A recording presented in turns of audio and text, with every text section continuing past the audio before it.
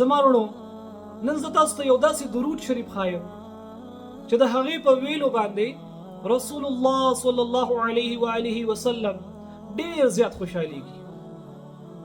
یو ورځ رسول الله صلی الله علیه و آله وسلم په یو مجلس کې تشریف فرماو او د هغې په څنګ کې سیدنا ابوبکر صدیق رضی الله عنه هغې هم تشریف فرماو.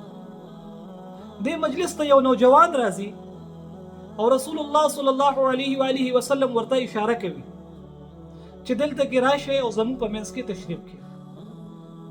هغې چې کله راشي په منځ کې تشریف کړي نو رسول الله صلی الله علیه و آله وسلم ابوبکر صدیق رضی الله عنه نه تپوس کوي چې آیا تاسو حیران نه شوئ ما ولې داسې وکړل؟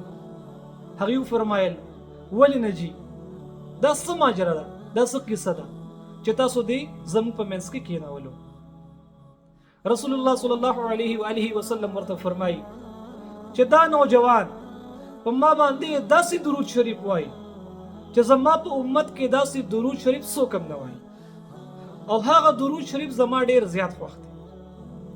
هغه څه دا رنګې دی: اللهم صل علی محمد عدد من صلى عليه وصل على محمد عدد من لم يصلي عليه وصل على محمد كما أمرت بالصلاة عليه وصل على محمد كما تحب أن يصلى عليه وصل على محمد كما ينبغي أن يصلى عليه.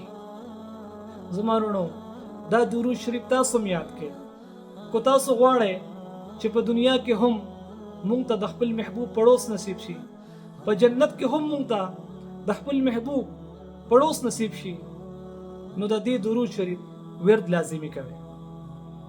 امید لرم تاسو دا درود شریف په یاد کړئ او تاسو به د دې ورد هم نن نه شروع کړئ. مع السلامه.